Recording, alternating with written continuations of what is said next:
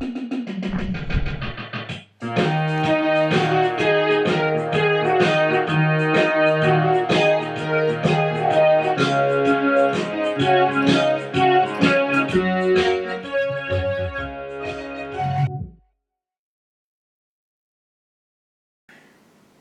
there, Vo2max Productions here with the third official installment of our Training Talk series. I'm your host Sage Kande, and today we're going to answer some of your questions. Based on the feedback I got, I want to thank everyone first of all for providing comments and giving me some ideas, but the one that got the most votes, I think it got 5 thumbs up on YouTube, got kind of pushed to the top, was by Cody C. And Cody writes, "Hi Sage. Could you possibly do a training talk about race day nutrition / hydration, particularly with respect to 50-mile, 100K races? Keep up the good work." Thank you, Cody. So I guess it's going to be a nutrition talk, and So basically, I've done a couple ultras, a couple 100Ks and a 50-mile race, and I've had some moderate success. And so what I'm going to do is kind of run through my routine going into one of these ultra races, and then kind of along the way provide some reasoning why I do these certain things. There's some scientific backing to it, and just some personal preferences as well. So I think a lot of this also would apply to just running a marathon, because you look at the demands for running 26.2 miles or 62 miles, and the limiting factor is always going to be your glycogen stores, coming down to how well you could spare glycogen, how well you could take glycogen in as simple sugars, and then also your fat utilization, how efficiently you utilize fat as a fuel. So it really comes down to that for all these races. I'd say anything over 20 miles up to 100K. So first off, we're going to start out 6 days out from race day, and in the days 6, 5, and 4 out from race day, basically I'm eating slightly less carbohydrates in my diet. I'm not doing a full glycogen depletion type of deal where you're starving yourself with carbs and going on crazy runs, because I think that kind of makes people moody. It makes you more susceptible to getting a cold or something, kind of compromises your immune system. So the old school thought of doing a glycogen depletion stage to help stimulate your liver to absorb more glycogen when you start carbo loading, that's kind of, I think, a little outdated, and it's not something. And so basically I would not recommend that. And I just cut back a little bit on carbs, kind of emphasize eating a little bit higher percentage of protein, but also throughout my whole diet, which I try to eat as healthy as possible, I'm eating stuff from vegetables and fruits, but also Flora Health Udo's oil, which has essential omega fatty acids, and it really has a good ratio of those omega-3 fatty acids compared to the omega-6s, which is good to kind of work on your fat utilization, using it as a fuel, and also working on your metabolism, but also your brain function and things like that. So eating healthy, so I'm doing that for 3 days out, and then, or I'm doing that 6 days out. But then 3 days out from the race, so say the race is on a Saturday, so we're talking Thursday, even Wednesday night, I'm going to start carbo loading a little bit. And that's just mainly eating some more pasta. I'll eat pasta maybe a couple nights in a row for dinner. Sometimes I'll have some pancakes for breakfast. You're not eating a higher number of calories each day. If anything, you might even be eating a little less because you're tapering, you're running, you're not burning as much. But eating a slightly higher percentage of carbohydrates. And I'm eating things that are pretty easy on my stomach, no crazy fats or really high fat dinners or really high protein dinners. Just trying to eat carbs and hydrate too. You want to start hydrating a couple days out, mainly with water, but also with some electrolytes, whether it's maybe some fruit juice or milk even here and there. Actually, I drink almond milk, but or even Gatorade. I do drink some of that as well. And then, the night before the race, it's great to go to a pasta feed. I wouldn't eat too much though, and I'd eat it really early, because by then it's almost too late with storing the glycogen that you've been carbo loading, storing it in your liver, where it's stored as glycogen, all the carbs go there. By then it's almost too late, so pasta the night before race, okay, it's good on the stomach, It's good then race morning to wake up. I usually wake up at least 3 or 4 hours before the gun goes off, and sometimes this involves waking up at like 3 in the morning. But I want to get in a pretty solid breakfast, mainly carbohydrates. Kind of want to get that last meal in. I drink some coffee. I usually eat a couple pieces of sourdough bread with some peanut butter on it. So I'm having a little fat and protein along with the carbs, and then I'll eat a power bar or something about 2.5 hours out. So I have the steady stream breakfast.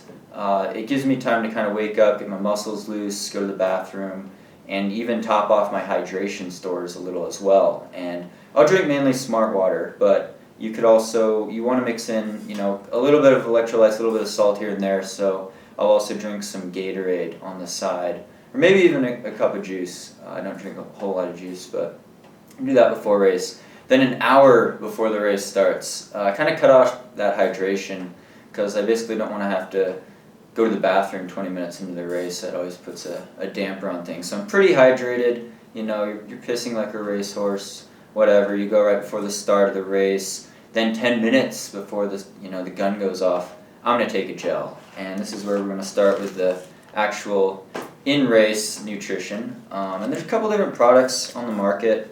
These are popular ones. There's Goo, which is a major brand, which I don't have here. But then there's the Cliff shots. There's one from Power Bar and one from Hammer.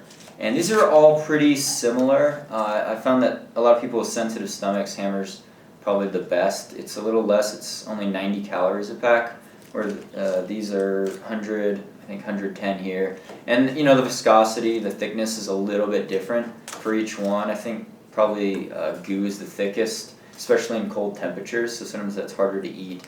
And they come in an assortment of flavors. Some have a little caffeine in them. Usually wait on the caffeine ones for later in the race, but we'll get to that. And they're mainly straight sugar, straight carbohydrates, maltodextrin or sucralose mix with dextrose, which are simple sugars, and they're designed to give you a rush of energy without trying to upset your stomach. But you can upset your stomach, so we'll get into that. So I take one 10 minutes before the gun goes off. Then I have my watch going, and I'm looking at the time. 20 minutes in, I'm gonna pop another gel, and I have my pockets stuffed full of gels. I have a pack from Ultimate Direction that zippered pouches that are filled with gels, and you're counting on aid stations throughout the race to get more gels. And I'm also carrying a handheld Ultimate Direction Fast Draw 20 to 22 ounce fluid bottle with me as well, and I'll start off with that being full of water. So I'm taking gels and I'm sipping water every 20 minutes, and that's a good amount of time to use. You'd be looking at terms of how many calories an hour you're taking in, and a lot of people take a lot less than that. But I think you should take as much as your stomach can handle, and since you're going to be burning carbs mainly, especially at the start, higher intensities, you need to be taking in extra carbs, because you don't want to hit the wall 18 miles into a 62-mile race. That's not going to be fun. So taking in regular gels every 20 minutes. And I've heard like Max King at the Ultra Race of Champions 100K, he was taking up to 300 to 400 calories an hour in the later stages of that race. So that would even be more. And then, a couple aid stations in, maybe I'm 10 or 15 miles into a 50-mile 100K, I'll start switching my bottle out, and I'll start filling it with straight Gatorade, or at Bandera they had Heed, which is the Hammer nutrition or drink, basically. So I know that has little electrolytes and sodium in it, but I'm taking that while taking the gels, and I'm going through 20 to 22 ounces of fluid every 5 miles or so. And so you're trying to stay hydrated, and you're taking in the calories, taking in the electrolytes. Now the next aspect of that equation is looking at your sodium balance, and this will depend on the weather. It also depends on the person. All of this depends kind of on the person, how sensitive your stomach is. But there's these things called S-caps, and they don't sponsor me, by the way. I tried to get sponsorship, but whatever. And they're basically sodium caps, and it's 341 milligrams of sodium, 21 milligrams of potassium per pill, and they're basically just pills. And so I'll stuff 5 or 6 of those in my pocket in a Ziploc bag, For a race like Bandera, where it was, like 60 degrees, kind of humid, and I was sweating quite a bit. The danger with these pills is that if you take too many, it could throw off kind of the balance in your stomach, and it'll make it so maybe you retain too much fluid, things are sloshing around, you're going to get nauseous. So basically, and I know a lot of people take more than one an hour, but I wouldn't recommend taking more than one an hour. I think I was taking about one every hour and a half, and that was in pretty hot conditions, and it's going to depend on your sweat rate, but basically that's going to keep you from getting those muscle cramps due to a loss of sodium in your sweat, a loss of electrolytes. Excuse me. So basically, taking the gels, you're hydrating, you're taking an S-cap every now and then. As the race progresses, you got to go by feel. Sometimes your stomach's not going to feel very good. You're probably going to get nauseous if you're pushing yourself. And I've been lucky so far not to have to, vomit or throw up during an ultra race. I've done it in shorter races before. I've done it in my first, when I qualified for the trials in 2007 in my marathon. I had 17 seconds to spare, and I crossed the finish line, just puked all over, was taken off in a wheelchair. So it does happen, and it happens because usually your body's kind of protesting. It's like, I'm really stressed out, I don't like doing this, you're putting me through torture, and I'm just going to throw up and slow you down. It's kind of a flight response when your body's kind of in shock. And basically in that response, all the blood flow goes to your muscles, goes to your working muscles, your leg muscles, even your arms maybe.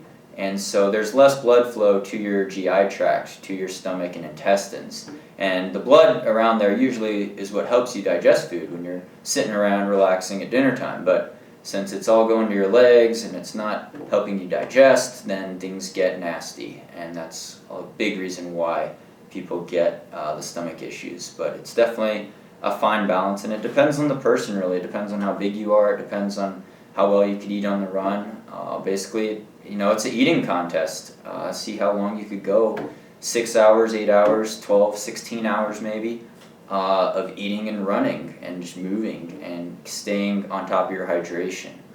So that's really the battle. And in the later stages of a race, I start feeling pretty tired, maybe even 20 or 30 miles in to a 50 miler or 100K, and I'll start filling up my bottle with straight Coke. And that's because I really like the sugar, and I'm running at a pretty high intensity, burning it hot.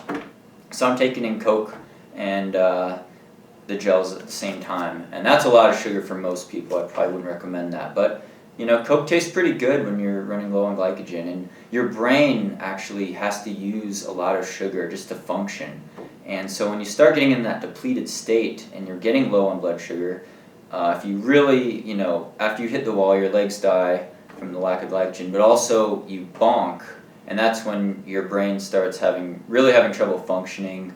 You get really dizzy, you have trouble thinking, you get these really negative thought cycles, like all you want to do is just quit and, crawl into a hole and fall asleep or something, and it gets really hard. So sometimes that sugar helps wake you up, and that's when I'll start taking the gels with a little bit of caffeine in them. 50 to 100 milligrams maybe per pop, and I'll start taking those in the second half of the race on a pretty regular basis. And I'm drinking Coke, which probably has a little caffeine in it as well.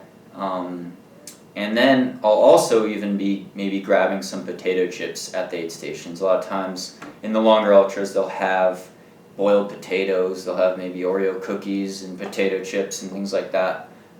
It's real hard to get solid food down when you're breathing hard and moving fast, but sometimes it's going to be worth it to get in a little extra salt. And for some reason the fat feels good. I don't know, maybe it's because after 20 gels you don't have a sweet tooth anymore. I don't know. So that's what I do, and that's what I recommend. And it's definitely something you want to practice in your longer runs in training. Do a hard long run, hard 20, 25 miler, and really push the envelope and almost put yourself on that edge of bonking. But be taking in plenty of gels. Make sure you have a lot of gels and drink what you're used to drinking, or what they have at the race. And maybe you'll have a little stomach distress in training, and you just got to figure out what works best for you and what's most tolerable. So it is a scientific thing a little bit in terms of taking in calories, carbo-loading, but also it's a very individualized thing, and it's going to be really dependent on the weather and what intensity or what pace you're running at versus how well you've trained for it. So that's my long spiel on nutrition. I hope it helps, and feel free to comment below for a suggestion for the next topic in the Training Talk series. I'd really like to continue this and open to some comments. So thanks a lot. I really appreciate the support, and stay tuned for more Vo2max Productions.